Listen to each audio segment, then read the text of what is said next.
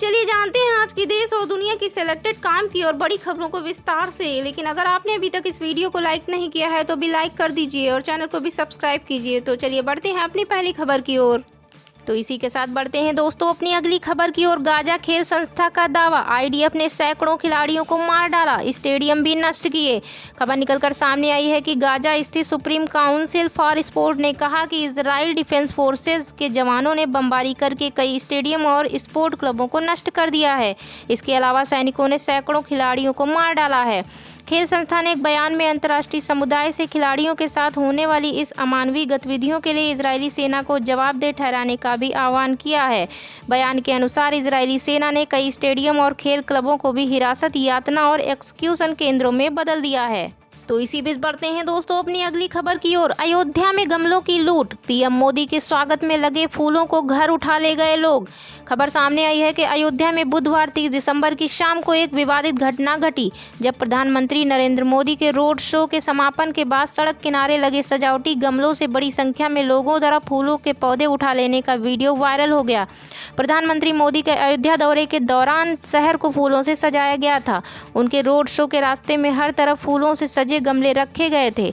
Road show के समापन के बाद जब सुरक्षाकर्मी हट गए तो बड़ी संख्या में लोगों ने इन गमलों से फूलों के पौधे उठाना शुरू कर दिया। कुछ ही देर में सड़क के किनारे लगे ज्यादातर गमले गायब हो गए। शीतलहर की चपेट में उत्तर भारत, 2 जनवरी तक बहुत घने कोहरे का अनुमान, 50 मीटर से भी कम रहेगी दृश्यता। खबर निकलकर सामने आई है कि उत्तर भारत कड़ाके की ठंड की चपेट में है। सर्दी के साथ ही घने कोहरे की मार भी झेलनी पड़ रही है। मौसम विभाग ने दिल्ली एनसीआर समेत उत्तर भारत में रविवार को भीषण ठंड पड़ने और 2 जनवरी तक बहुत घना कोहरा होने का अनुमान जताया है।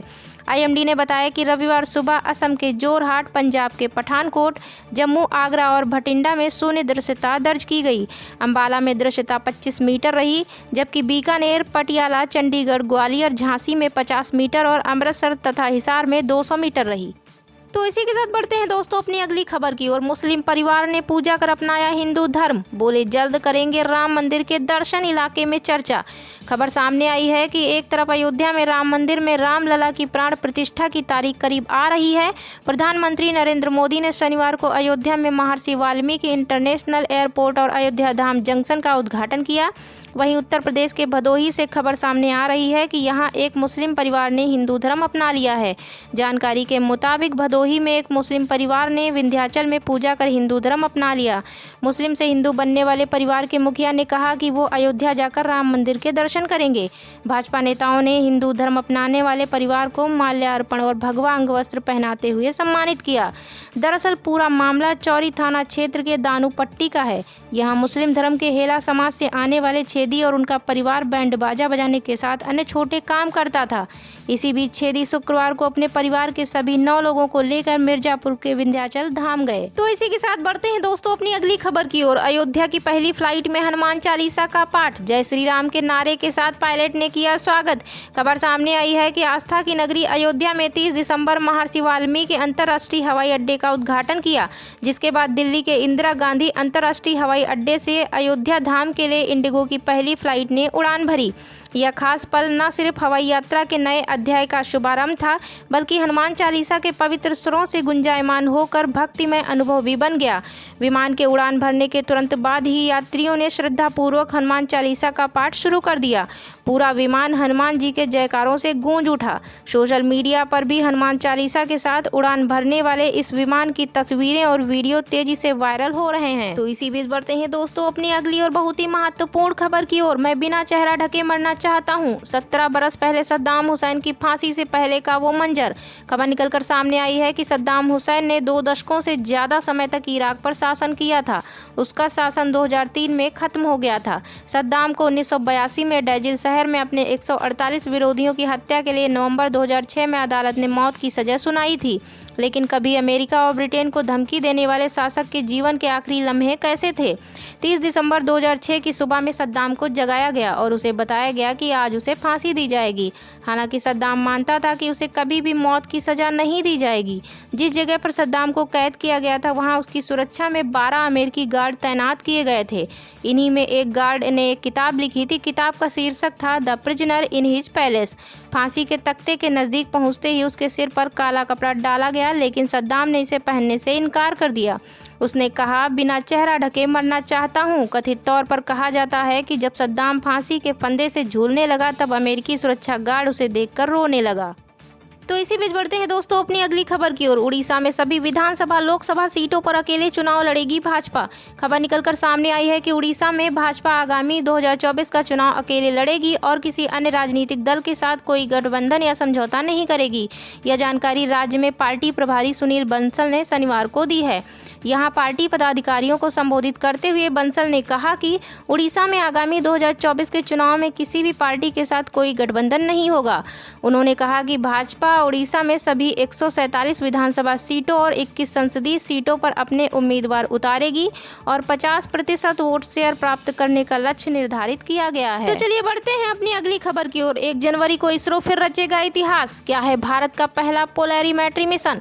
खबर निकलकर सामने आई है कि अंतरिक्ष क्षेत्र में चंद्रयान 3 की सफलता के बाद भारतीय अंतरिक्ष अनुसंधान संगठन इसरो नए साल के पहले दिन देशवासियों को बड़ा गिफ्ट देने जा रहा है। इसरो ने घोषणा की है कि एक्सपोसैट मिशन 1 जनवरी की सुबह 9:10 पर लॉन्च होगा। माना जा रहा है कि यह मिशन भारत की अंतरिक्ष अन्वेषण यात्रा में एक महत्वपूर्ण मील का पत्थर साबित होगा। रॉकेट PSLV-C58 जो एक्सपोसैट को ले जाएगा, मुख्य उपग्रह को वांछित कक्षा में स्थापित करने के बाद अपने अंतिम चरण में 10 अन्य पेलोड को भी होस्ट करेगा। एक्सपोसैट मिशन भारत का पहला और दुनिया का दूसरा डेडिकेटेड पोलैरिमेट्री मिशन है। इससे पहले सिर्फ 2021 में नासा के इमेजिंग एक्स-रे पोलैरिमेट्री एक्सप्लोरर लॉन्च किया था। तो इसी के साथ बढ़ते हैं दोस्तों अपनी अगली खबर की ओर। लोकसभा चुनाव में 375 सीटों पर भाजपा को चुनौती देगी कांग्रेस। महाराष्ट्र पंजाब में फंस सकता है पेच। खबर सामने आई है कि लोकसभा चुनाव 2024 में अब कुछ ही महीनों का समय बचा है। इससे पहले कांग्रेस एक और यात्रा की तैयारी में है। कांग्रेस 14 जनवरी से मणिपुर से गुजरात तक न्याय यात्रा की तैयारियों में जुटी है।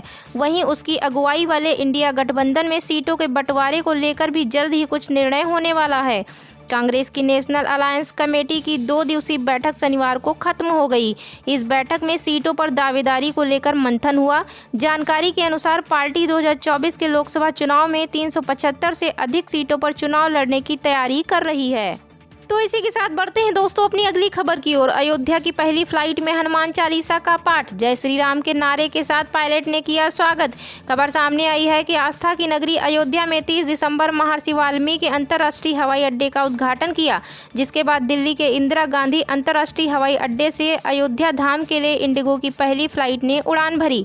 यह खास पल न सिर्फ हवाई यात्रा के नए अध्याय का शुभारंभ था, बल्कि हनुमान चालीसा के पवित्र स्वरों से गुंजायमान होकर भक्तिमय अनुभव भी बन गया। विमान के उड़ान भरने के तुरंत बाद ही यात्रियों ने श्रद्धापूर्वक हनुमान चालीसा का पाठ शुरू कर दिया।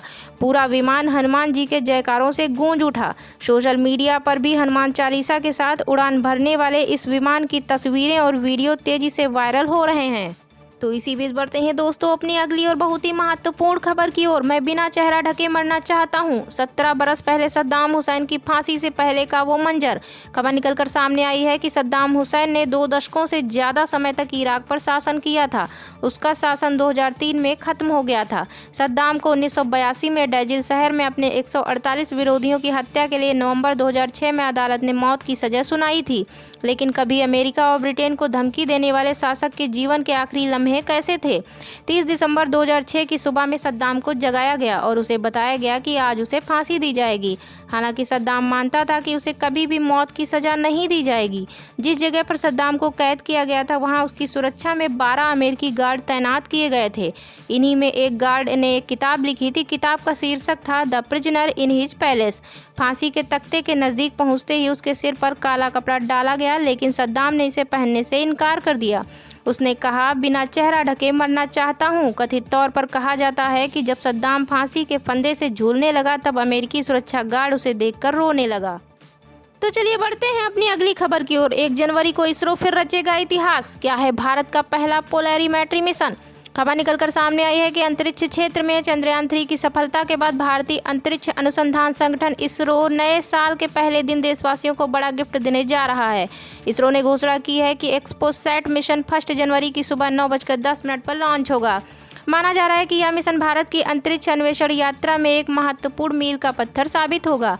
रॉकेट PSLV-C-58 जो एक्सपोसैट को ले जाएगा, मुख्य उपग्रह को वांछित कक्षा में स्थापित करने के बाद अपने अंतिम चरण में 10 अन्य पेलोड को भी होस्ट करेगा।